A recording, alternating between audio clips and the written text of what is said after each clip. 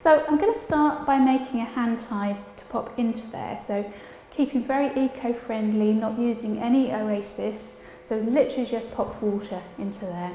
I'm just going to slide it to one side for a second and just show you about wiring the gerbera. So don't forget to like us, share us with your friends, keep those questions coming and comments coming, and let us know what you're doing as well. So to wire, I've used a 71 by 360mm wire, just popping that into the base of the flower head, and then I'm just going to turn it around that way, and then just twisting the stem against the wire all the way down. Okay, so it just gives it that little bit of extra support. It's not detrimental to the flower because I've not compromised any of the cell structure, so it shouldn't affect the longevity. Okay, so just once more, support the flower head in between your first two fingers, push the wire into the base of the head, and then twist it all the way down the stem. Now, the conditioning of a gerbera is quite interesting. We wire them to sort of keep the heads upright because they do have a reputation for the heads kinking over. When you purchase them from our website, they normally come in a racking system, so it's like a cardboard racking system. Don't take them out of that racking system until they've been rehydrated. Leave them in that racking system, trim the stems, and then suspend that entire rack over the top of a really deep, tall bucket of water. So ideally something like a kitchen swing bin would work really well, providing it's nice and clean. So if you imagine that my hand is the rack and your gerberas are suspended in that rack, you can imagine placing that on top of the water source, so the deep container, and then they drink in that upright position. That then makes them so much easier to wire. If you take them out of the racking system and condition them before they're turgid, they will drink with the heads kinked, and it's very, very difficult to then wire them. All right, and that is the voice of experience, I have to say. So I'm just going to bring my container back to centre stage, and I'm going to start with the Thlaspi green bell. Now you will notice my stems have been cut quite short. There is a good reason for that, because we did attempt to do live stream earlier and I completed the arrangement, then realised you couldn't hear me. So we're starting again. So I've just started by creating that little hand tide with the Thlaspi green bell, trying to keep the stems all spiralled, and then I'm literally just going to add the flowers in a random sort of psychedelic kind of mix, not particularly structured. Okay, so starting off with the Delphinium, Ned's Diever. So keep those questions coming. Perfect. We've got Joan, who's joined us from Dublin in Ireland. Hi Joan. Hi Joan, it was lovely to hear from you. I was actually in Dublin, oh no I wasn't actually, sorry, I was in Ireland the other week, wasn't I Debbie? We did a wedding, it was lovely. Indeed. It was in Dundalk, sorry about my pronunciation, but it was really lovely there. We went to the Diever Castle, which was really lovely. We've got Anne who says, hello ladies, love the pencils, missed how that was done. How did you do that Debbie? So did you do it? It was really, really simple. I'd love to say it was technical, but it really wasn't. I bought 3 packets of 30 pencils and basically just glued those onto the 4 sides of the tank vase. It is a plastic tank vase. I think you might struggle to get the glue to adhere to glassware, to be honest, so I have used plastic. It is a bit labour intensive, I have to say, and the voice of experience again, if you glue them on in position so that you actually put the base of the pencil down against the desk. Otherwise, if you hold it to one side, it's very difficult to get them even. So yeah, very, very simple to construct, but quite effective I think, because it's nice and bright and cheerful. And to be fair, it would last you, wouldn't it? Yeah, I mean, if you did it on glassware, sorry to interrupt you there Debbie, if you did it on glassware, could you use any double-sided tape or anything, or don't you think that would You last? could, yeah, you could use double-sided tape, to be honest. Yeah, you could. Yeah. The only thing I would say is you probably need some kind of pressure to keep the pencils against the tape. They might ping off quite easily, but yeah, there's more than one way to achieve that, I'm sure. So Lovely. Well, we've also got Yana, sorry if I pronounced that wrong, from the Midlands. Never left a message before, but love watching different designs. thank you. Well, welcome. And don't forget to share with us what you're making up, what your flower projects are at the moment, because we love to hear what you all create, and we love to receive pictures as well. Absolutely, we have some fantastic ones that people have done in the past. We have, and as I keep saying, every day is a school day. We learn from tips that you share with us as well, so keep those tips and hints coming, because we'd love to hear what you've been doing.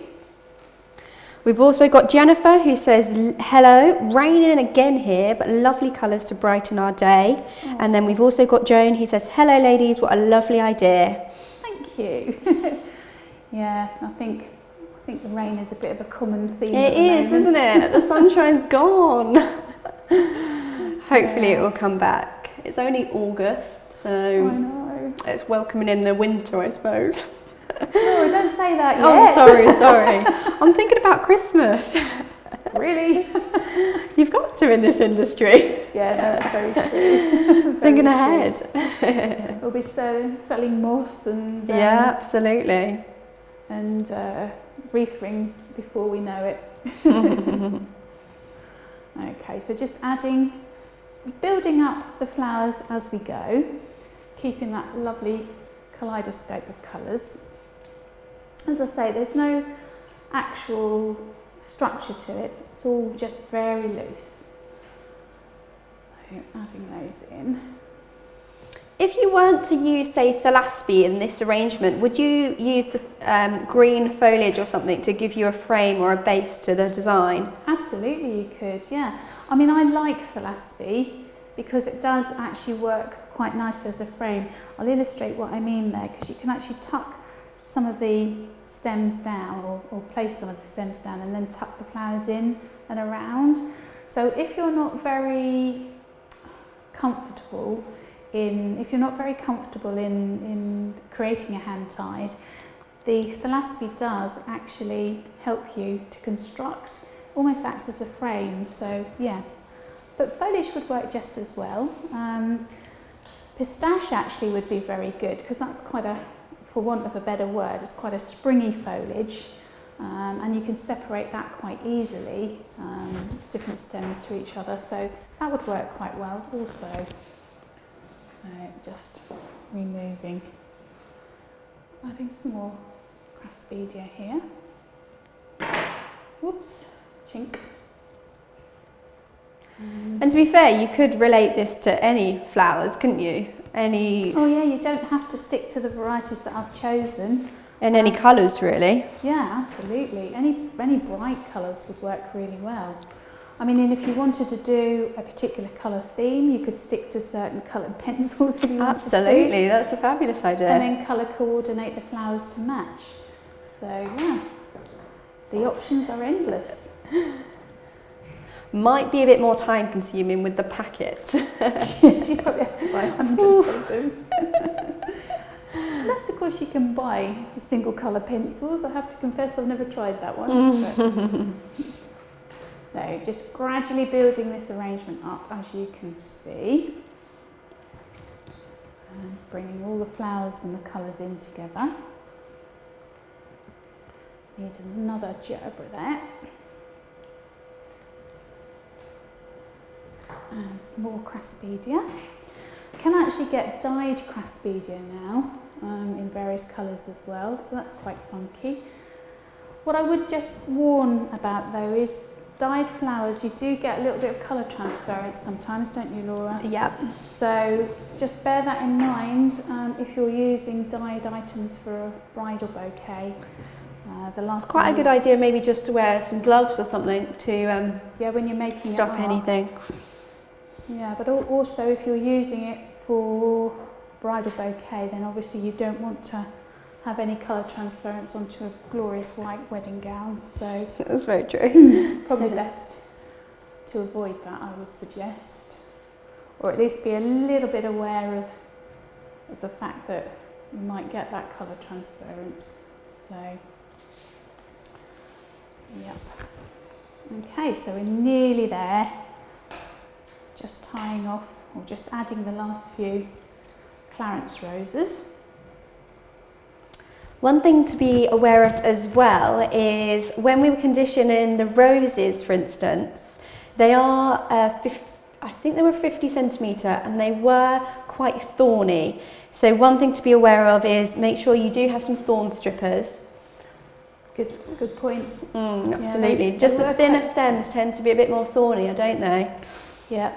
I mean, if you are unsure, you can always give us a call. We're more than willing to offer advice if you're unsure about how thorny your roses are going to be. Having said that though, every rule is made to be broken. So even though a rose that we might normally recognise as being quite thornless usually is, occasionally you get them come in and take you a bit by surprise. Okay, so I've just tied that off with some twine. I forgot to actually mention earlier, I think I've got a little bit sidetracked with the IT issues today, my toolkit today. So my toolkit was obviously my trusty scissors, some 12mm anchor tape and some natural twine. So a really simple toolkit today.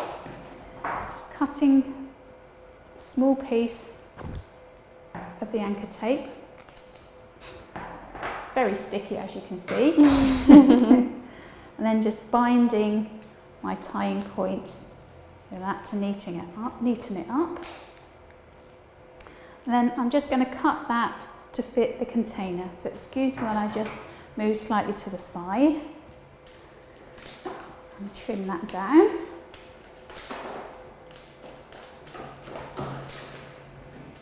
Our viewers are quite quiet today, Laura. They are indeed. Concentrating. We do have a few. I reckon they're eating lunch, concentrating and watching you, Debbie. There we go. So just set that in there and there you have it. So just to show you the above shot, lovely. Beautiful bright flowers. They are certainly bright. So, okay, now before I progress too much further, I have a very, very special shout out today. One of our colleagues here, Sarah, her young son, Fletch, has very kindly donated this Lego container that he's made for us today. Now, obviously we've got to give it back to him. So thank you, Fletch. It's just going to show you what we can achieve with the beautiful container that you've made for us. So keeping very much on that theme of children's parties and what have you. So yeah, again, a really good idea to get the children involved, get them making the Lego containers. And then I've literally just popped a piece of Oasis into a little dish here and secured it with anchor tape and then just pop that in. Okay, now I'm going to create some little funky spirals on this particular arrangement. So, excuse me a second while I just go and get my flowers. I've got some stems of Code Green Chrysanthemum and some more of our, sorry, just get rid of that, some more of our Craspedia, just to keep those colour schemes going. Now what I've done with some of the stems of the Code Green Chrysanthemum is I'm using some aluminium wire. So again, my toolkit for this arrangement is the anchor tape to secure the Oasis, a small piece of Oasis and a junior O-bowl, some aluminium wire and some parafilm tape. Then I also have just a marker pen, and that will become quite obvious why in a moment, and my scissors, and then that's it. Just cutting a small head from the Code Green Chrysanthemums and just threading that onto the end of the aluminium wire, and then just to seal the end I'm just going to secure that with some parafilm. Then I'm just going to move this to one side so you can see what I'm actually doing. With my little marker, I'm just going to bend that all the way around.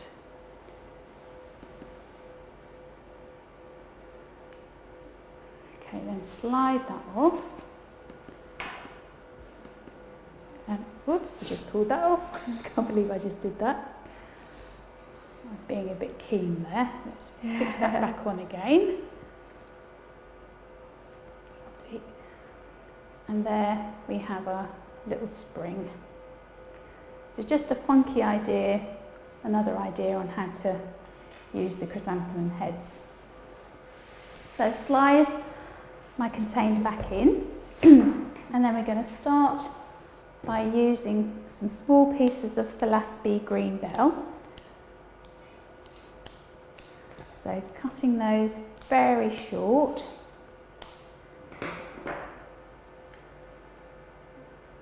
And then just creating a little bit of a collar around the container. Removing any of the greenery that's going to go into the oasis. Again, Debbie, would you be able to use this with any types of foliage? I know the Thlaspi is more of a flower, but you could use that.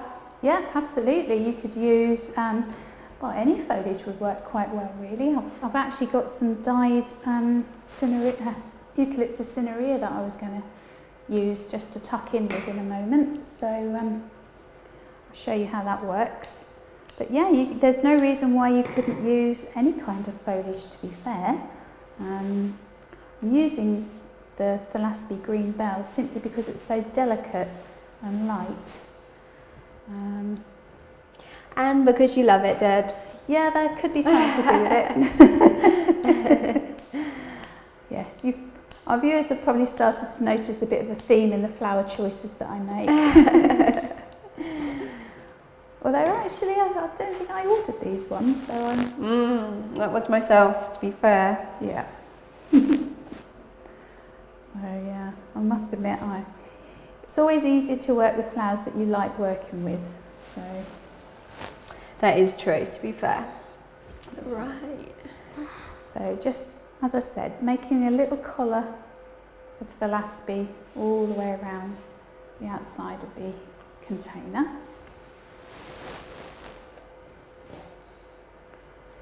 There you have it. So as you can see, I haven't, whoops, just popped. Don't break the construction, Deb. No, I'm sorry, Fletch. Sorry, I just knocked your little flower off there, mate. Sorry about that. I haven't fixed it back on again, though. It's looking fabulous. We've got lots of wows, and there's the Lego. Beautiful. Oh, we've got Joan who says she's fallen in love with that bouquet that you made a moment ago. Oh, thank you. We've got a big question here, Debs. Just bear with me. Okay. I'll do the best to answer that. So we've got Joan who says, Debbie, is it just experience? Oh, let me switch it back to you so we can see. So she says, is it just experience where you put your hand to any design and make it so beautiful? Or where do oh gosh, sorry, I can't read today. Where do you get your ideas from? So that's a really good question. Ideas tend to come from all over the place. We share ideas within the office as well, don't we, Laura? Yeah. I read a lot of magazines. I also, wherever I happen to visit, if I happen to be going anywhere, I have a good look and see what flower arrangements have been used within the environment that I'm visiting, and I tend to occasionally get tips and hints from there. We have quite a lot of magazines that we purchase through the company that we read at lunchtime, don't we? I get ideas through those. All over the place, really, just general life, to be honest. General life, really. All over the place.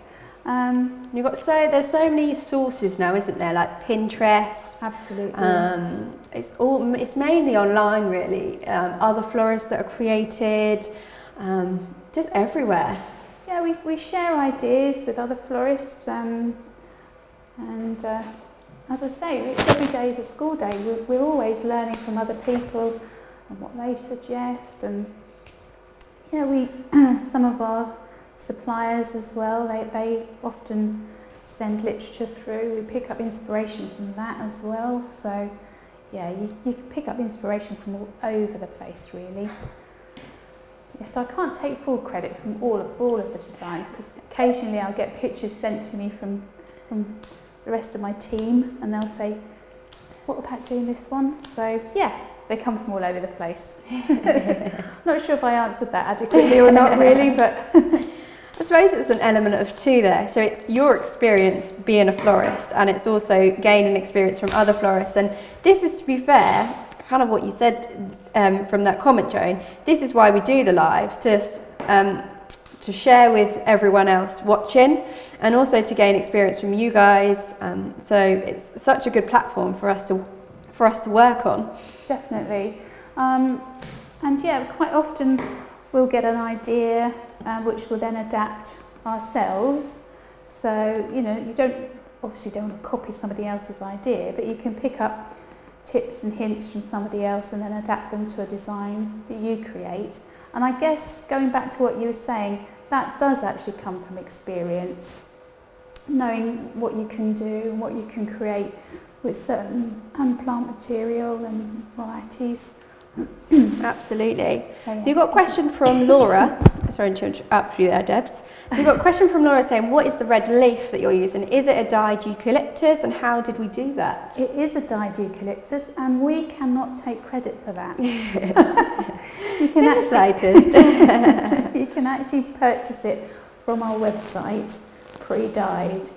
I did touch on the fact earlier, though, that you do get a bit of colour transference with it.